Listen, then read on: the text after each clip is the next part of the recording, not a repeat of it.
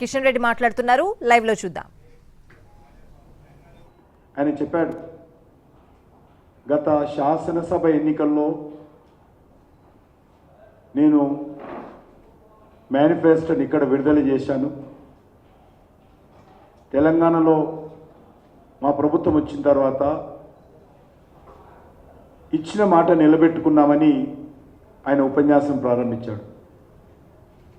అంటే రాహుల్ గాంధీకి సమాజం ఎట్టిపోతుందో, తన పార్టీ ఏం మాట్లాడుతుందో, తను ఏం మాట్లాడుతున్నాడో, తన పార్టీ ప్రభుత్వము ఏం చేసిందో కూడా తెలియని పరిస్థితుల్లో మరి ఈరోజు రాహుల్ గాంధీ ఉన్నాడు. రాహుల్ గాంధీని ఒక్కటే అడుగుతా ఉన్నాను, 100 రోజుల్లో 6 గ్యారెంటీలు అమలు చేస్తామన్నారు కదా, 6 గ్యారెంటీలు అమలు చేయకుండా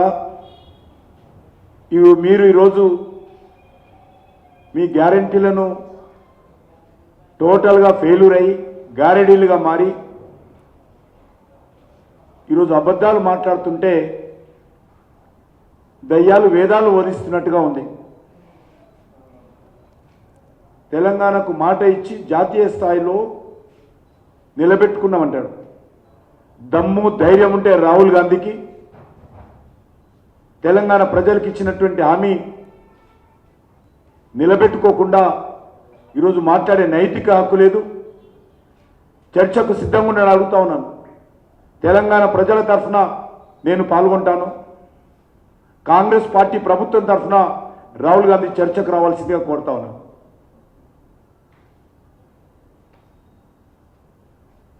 2 లక్షల రుణమాఫీ ఏమైంది? రైతులకు ఎకరాకు 15,000 ఎక్కడ పోయాయి? ఈరోజు నిరుద్యోగ వృత్తి 4,000 నిరుద్యోగ వృత్తి ఎక్కడ పోయింది? ఈరోజు అంటున్నాయన మళ్ళా దేశంలో నిరుద్యోగులందరికీ ₹1,00,000 జీతంతో ఉద్యోగం ఇప్పిస్తాడు. మీరు తెలంగాణలో ఇస్తానన్నటువంటి నెలకు 4,000 నిరుద్యోగ వృత్తి దిక్కులేదు. ఆయన ఈరోజు దేశం గురించి మాట్లాడుతున్నాడు. ఉట్టికి ఎగరనోడు ఆకాశానికి ఎగురుతానన్నట రాహుల్ గాంధీ లాంటి వ్యక్తి. అధికారంలోకి వచ్చినటువంటి తెలంగాణలోనే మీరు ఇచ్చినటువంటి హామీలకు, మీరు ఇచ్చినటువంటి డిక్లరేషన్కు, మీరు ఇచ్చినటువంటి గ్యారెంటీలకు దిక్కు లేకపోతే ఈరోజు దేశాల గురించి మాట్లాడుతున్నాడు. అంతేకాదు, మోడీ గారు వచ్చిన తర్వాత ప్రజలు పేదరికంలోకి పోయారట.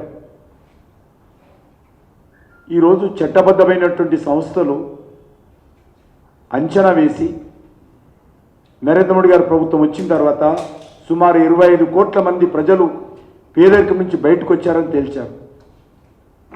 కానీ రాహుల్ గాంధీకి ఇవేం తెలియదు. పాపం జాలేస్తుంది ఆయన చూస్తే. అవగాహన లేకుండా మిడిమిడి జ్ఞానంతో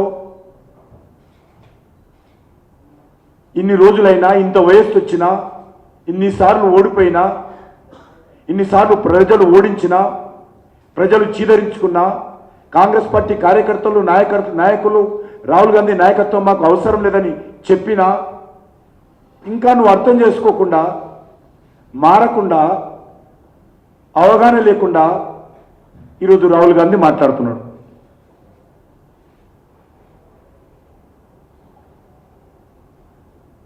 ఈరోజు మనం చేస్తా ఉన్నాను, రైతుల రుణమాఫీతో పాటు కనీస మద్దతు ధరకు చట్టబద్ధత కల్పిస్తామని. మీరు తెలంగాణలో హామీ ఇచ్చినటువంటి రుణమాఫీ ఎక్కడ పోయింది? ఎందుకు మాఫీ చేయలేదు? ఈరోజు తెలంగాణలో చేయకుండా దేశంలో ఉద్ధరిస్తానని మాట్లాడతాం. మద్దతు ధర, ఉదాహరణకు వరి ధాన్యాన్ని తీసుకుంటే మీ పార్టీ అధికారంలో ఉన్నప్పుడు దేశంలో 1,350 రూపాయలు ఉండేది. ఈరోజు ఆల్మోస్ట్ 2,200 దాటింది. ఈ 9 సంవత్సరాలలో స్వాతంత్రం వచ్చినప్పటి నుంచి మీరు అధికారంలో ఉన్నంత వరకు ధాన్యం ధర 1,300 ఉండేది. ఈరోజు 2,200 పైన ఈరోజు రైతులకు మేము మద్దతు ధర ఇస్తా ఉన్నాం. ఎవరు మద్దతు ధర పెంచారో ఈరోజు చెప్పాల్సినటువంటి అవసరం ఉంది. కనీస వేతనం మీ ప్రభుత్వం ఉన్నప్పుడు 12,000 ఉండేది. ఈరోజు మేము 18,000 చేశాం. ఈరోజు ఆయన కనీస వేతనం గురించి మాట్లాడుతున్నాడు. ఈరోజు మీడియా కంపెనీలలో పెద్ద పెద్ద పరిశ్రమల్లో మరి ఆదివాసీలు లేరు, దళితులు లేరని మాట్లాడుతున్నారు. ఈ కంపెనీలు అన్నీ కూడా ఎవరి హయాంలో పెట్టారు? రాహుల్ గాంధీ గారు మీ పార్టీ అధికారంలో ఉన్నప్పుడే ఈ కంపెనీలన్నీ వచ్చాయి. మేము ఈరోజు స్టార్టప్ కింద, స్టాండప్ కింద ప్రతి బ్యాంకు ఒక ఎస్సీ ఎస్టీకి ఇవ్వాలని, ఒక మహిళకి ఇవ్వాలని ఈరోజు నిర్ణయం పెట్టి ప్రతి దేశంలో ఉన్నటువంటి వేల బ్యాంకుల ద్వారా దళితులతో, గిరిజనులతో ప్రత్యేకంగా రుణాలు ఇప్పించి విధిగా ఈరోజు వ్యాపార సంస్థలు పెట్టిస్తున్నది నరేంద్ర మోడీ గారు. మరి నేను ఈరోజు రాహుల్ గాంధీని అడుగుతాను, మీ హయాంలో కదా ఈ కంపెనీలు వచ్చినాయి, మీ నాన్నమ్మ హయాంలోనే కదా ఈ కంపెనీలు వచ్చినాయి, మీ తాత హయాంలో కదా పెద్ద పెద్ద కంపెనీలు పెట్టారు. అప్పుడు తెలియలేదా? ఆ రోజు దళితులు జ్ఞాపకం రాలేదా? ఆ రోజు గిరిజనులు జ్ఞాపకం రాలేదా అధికారంలో ఉన్నప్పుడు? మేము ఈరోజు చెప్తా ఉన్నాం ధైర్యంగా, మేము అధికారంలోకి వచ్చిన తర్వాత ముద్రా బ్యాంకు లోన్ ద్వారా లేకపోతే స్టాండప్ కింద దళితులకు, గిరిజనులకు, బడైన వర్గాలకు మేము అనేక రకాలుగా ఆదుకుంటున్న విషయము. ఎందుకంటే రాహుల్ గాంధీకి విషయాలు తెలియదు.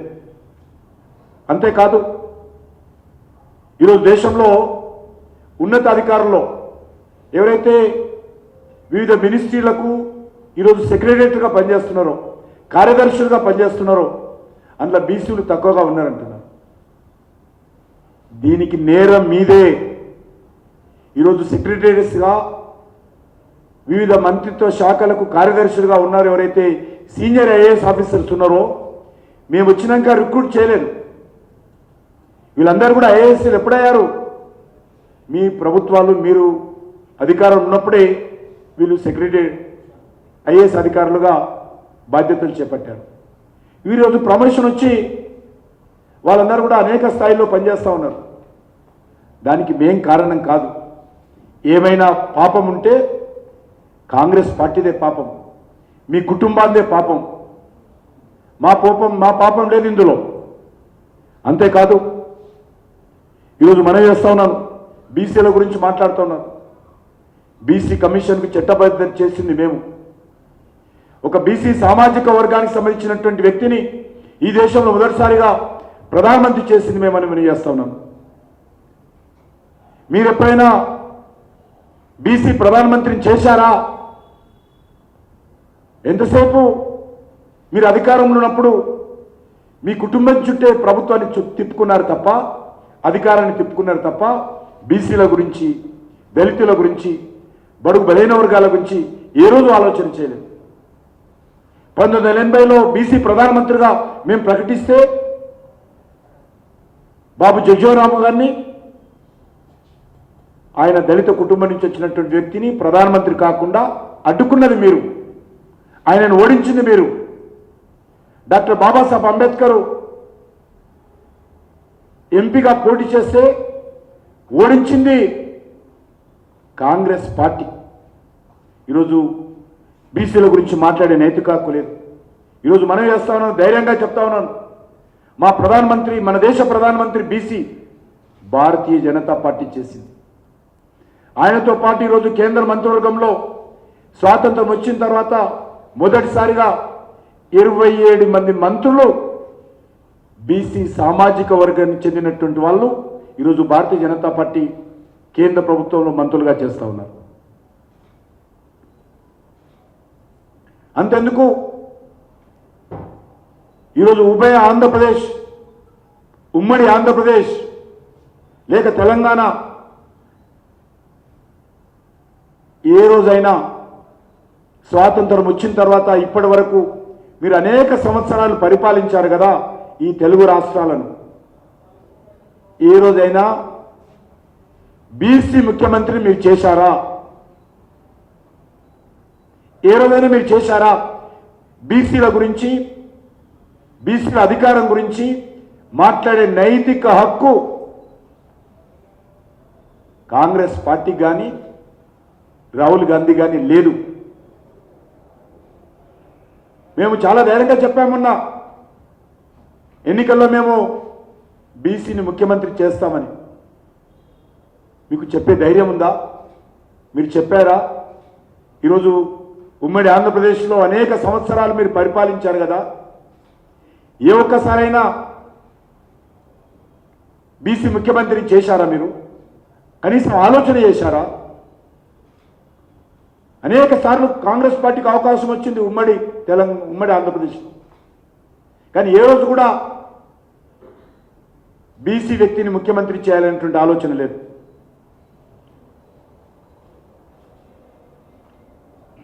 ఈరోజు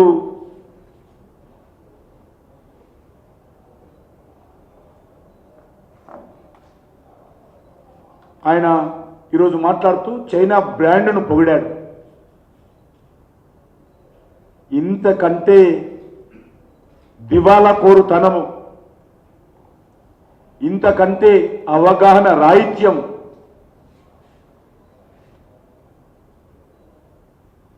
ఎవ్వరికి దేశంలో ఉండదు. ఆయన ఈరోజు 150 సంవత్సరాల చరిత్ర ఉన్నటువంటి కాంగ్రెస్ పార్టీ నాయకుడిగా తగుదునమ్మా అని ఈరోజు తుగ్గూడలో మీటింగ్లో మాట్లాడుతూ ఉన్నాడు.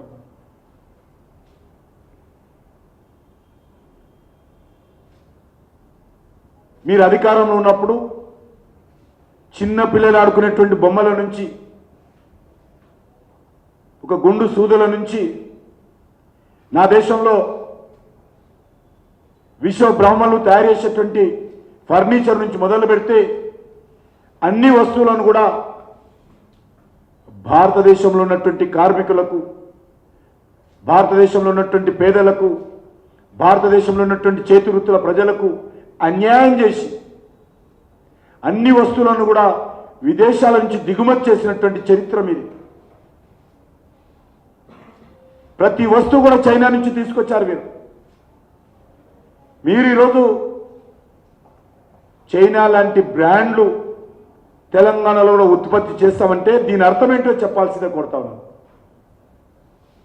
చైనా లాంటి బ్రాండ్ కంపెనీలు తెలంగాణలో వస్తాయి, చైనా లాంటి బ్రాండ్ వస్తువులు తెలంగాణలో తయారు చేస్తామంటే అంటే మీరు చైనాను పొగుడుతున్నారా? చైనా బ్రాండ్లు చాలా బాగుంటున్నాయి అంటున్నారా? చైనా బ్రాండ్ ప్రజలు ఉపయోగించుకోవాలంటున్నారా? ఈరోజు చెప్పాల్సినటువంటి అవసరం ఉంది.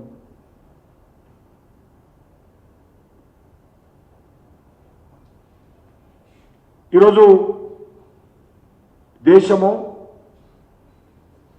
దిగుమతుల కంటే ఎగుమతుల మీద నరేంద్ర మోడీ గారి నాయకత్వంలో దృష్టిని కేంద్రీకరిస్తున్నాం. అన్ని వస్తువులు బొమ్మల నుంచి మొదలు పెడితే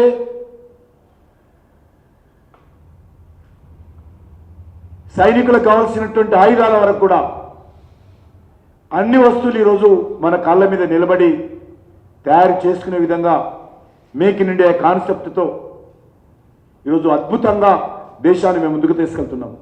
కానీ మీరేమో చైనాను పొగుడుతున్నారు.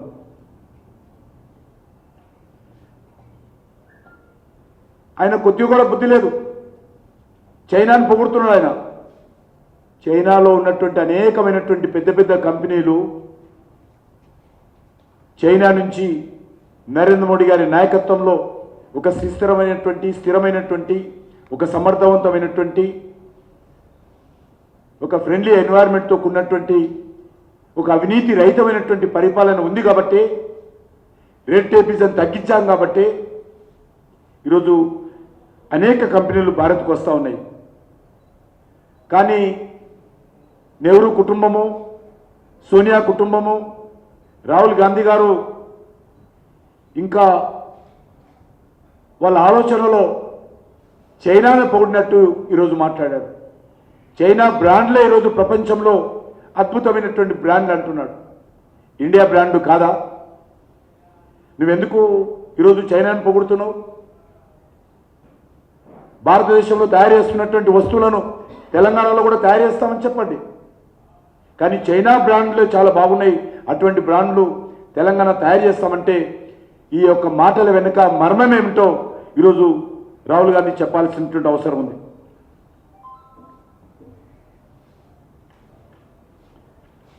అంతేకాదు తెలంగాణలో బీజేపీ బి టీం అట. ఎవరికి ఎవరు బి టీమో తెలంగాణ ప్రజలు అర్థం చేసుకుంటున్నారు.